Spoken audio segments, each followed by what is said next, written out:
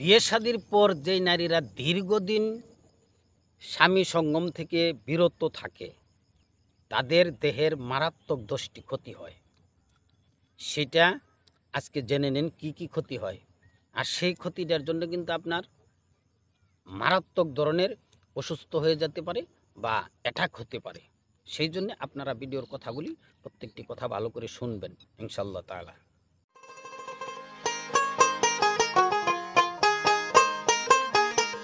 আসসালামু আলাইকুম।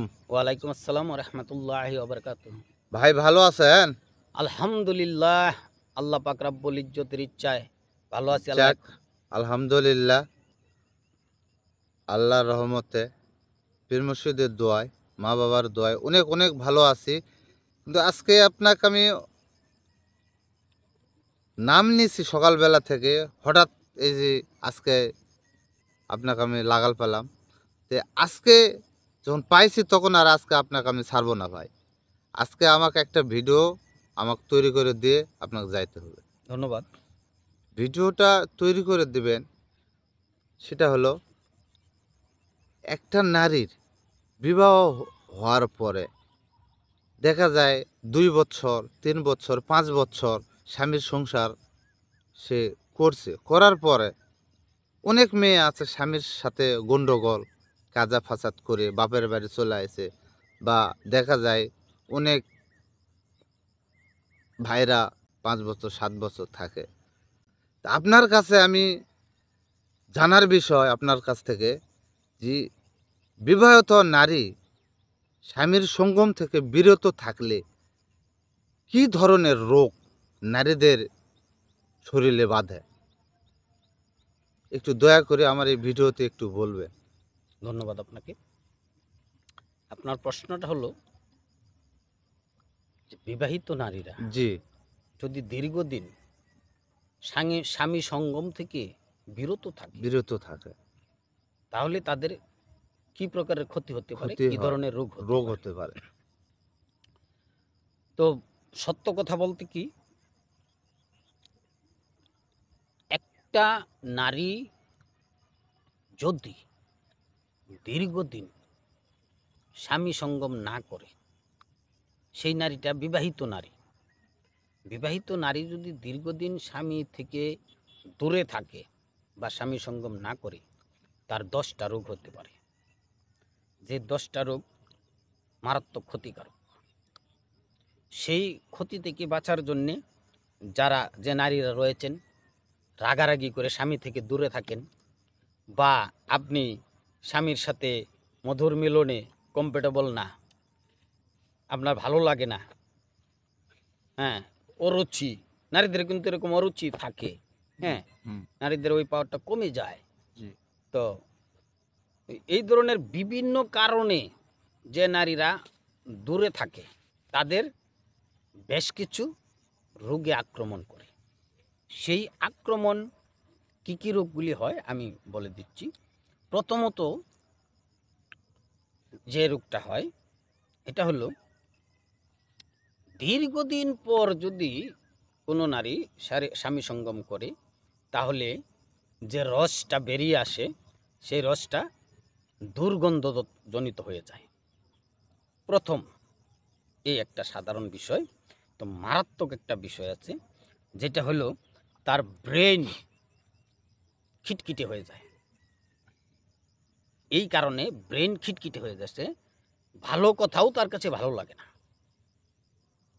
মানে কেমন জানি একটা হয়ে যায়।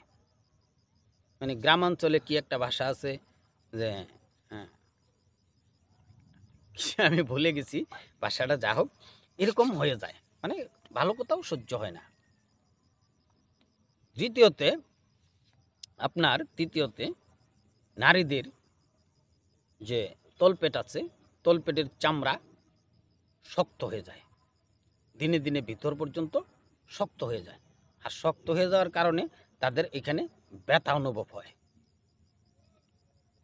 তারপর তাদের এই নাভিটার চতুর্পাশ দিয়া এক ধরনের একটা ব্যথা হয়, চিনচিন চিনচিন করে ব্যথাটা করে। খুব মারাত্মক ব্যথাও না, আবার সাধারণও না, এটা চিনচিন চিনচিন করে। এই ব্যথাটা থাকে। তাদের ঘুম জিনিসটা কম হয়। ঘুম কম হওয়ার কারণে তাদের মাথার পিছন সাইডটা ব্যথা করে, পিছন সাইডটা ব্যথা করে। আর সেই স্বামী সঙ্গমটা যদি দীর্ঘদিন তারা না করে, তাদের যে আপনার জরায়ু আছে, সেই জরায়ুটার যে একটা ক্ষমতা থাকে, যে একটা হরমোন পাওয়ার থাকে, সেই পাওয়ারটা কমে যায়। আবার যদি কেউ অতিরিক্ত স্বামী সহবাস করে, তাহলে এই জরায়ুতে ক্যান্সার হওয়ার সম্ভাবনা থাকে। দেখেন বিষয়টা, অতিরিক্ত করলে জরায়ুতে ক্যান্সার হওয়ার সম্ভাবনা থাকে। আবার একেবারে না করলেও এটার হরমোনের সমস্যা হয়ে যায়, যে হরমোন পাওয়ারটা এটা কমে যায়। এই নারীদের দেহের ভিতরে একটা ইচ্ছা আছে, ইচ্ছা শক্তিটা নষ্ট হয়ে যায় আস্তে আস্তে আস্তে আস্তে আস্তে আস্তে। এই পাওয়ারটা একেবারেই চলে যায়, তখন তারা আর এটার কথা শুনতেও পারে না। এটা বিরতিতে নিয়ে যায় একেবারে। আর বিরতিতে নিয়ে যাওয়ার কারণে সেই নারীদের দেখবেন তারা হয়তো শুকিয়ে গেছে, না হয়তো একেবারে মোটা হয়ে গেছে। হয়তো একেবারে শুকিয়ে গেছে, না হয়তো একেবারে মোটা হয়ে গেছে। শুকিয়ে যাওয়ার কারণটা কি? শুকিয়ে যাওয়ার কারণটা হইল তার ভিতরের যে হরমোনগুলি আছে, সেই হরমোনগুলি যে জায়গায় থাকার কথা ছিল ওই জায়গা থেকে সরে গেছে। আর মোটা হয়ে যাওয়ার কারণটা কি? যে হরমোনটা, যে পদার্থটা, যেটা একটা আপনার কেমিক্যাল, এই কেমিক্যাল, যে কেমিক্যালটা বেরিয়ে আসার কথা, এটা দেহের ভিতরে থাকার কথা না, সেই কেমিক্যালটা বেরিয়ে না এসে সেই কেমিক্যালটা ভিতরে রয়ে গেছে। সেইটার কারণে সে অতিরিক্ত মোটা হয়ে গেছে। কেন? সেই কেমিক্যালটা এই ভিতরে অ্যাসিডীয় পদার্থের মতো একটা পদার্থ হয়ে গেছে, যার কারণে তার এই দশাগুলি হয়ে গেছে। তো মোট কথা হলো, এই আপনার প্রশ্নটার মূল কাহিনীটা হচ্ছে যে কোনো স্ত্রী যদি দেখা গেছে যে স্বামীকে পছন্দ না,